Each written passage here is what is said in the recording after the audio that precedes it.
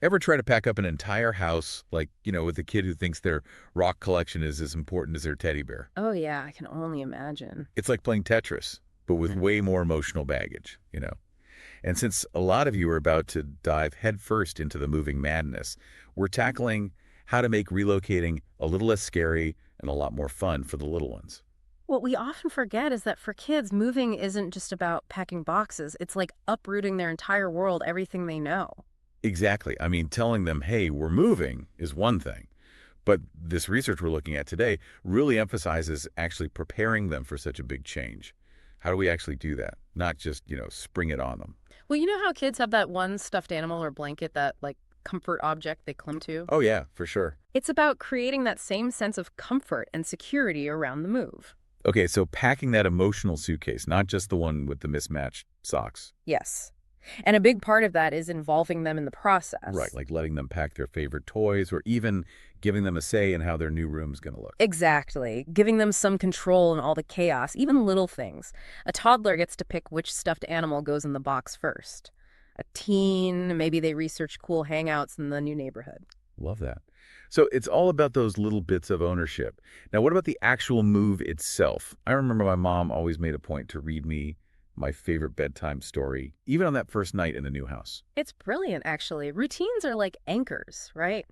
They provide stability. So even in a new house, that familiar rhythm of a bedtime story can be incredibly grounding. It's like a little piece of their old life transitioning with them to the new one.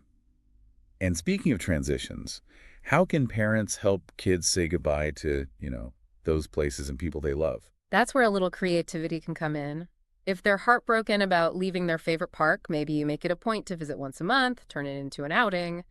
Or if it's a beloved babysitter, schedule video calls or even visits. So it's about adapting, finding ways to hold on to those connections, even from a distance. And what about before the move even happens, visiting the new town or city? So important. Nothing scarier than the unknown, right? Driving through the neighborhood, pointing out the new school, the park, that ice cream shop they'll love. It makes it real, but in a less intimidating way. It's all about replacing that fear of the unknown with something, well, hopefully as good as ice cream. Exactly. Now, let's talk about the emotional roller coaster moving can be. Kids pick up on everything. Yeah. So if we're stressed and overwhelmed, they will be too, right? Absolutely. They mirror our emotions. So if we can approach the move with some excitement or at least a positive attitude, it can really rub off on them. Fake it till you make it. No, but in all seriousness, the research really emphasizes the power of validating your child's feelings through all of this. Right, it's huge. Don't just dismiss their anxieties or sadness. Acknowledge them. Like instead of saying don't be sad, try, "Hey, I get it. Leaving your friends is tough, but how about we plan some video calls, maybe even a visit?" It's about making them feel heard and understood. So it sounds like the key takeaway here is that while moving is inherently chaotic, by being proactive and empathetic, we can make it a positive experience, or at least a little less bumpy for everyone involved. Absolutely. And as you're settling into your new place, here's something to think about. What small traditions can you start building in your new home? Maybe a weekly game night, a goofy handshake when you drop them off at school, or even just pancakes every Saturday morning.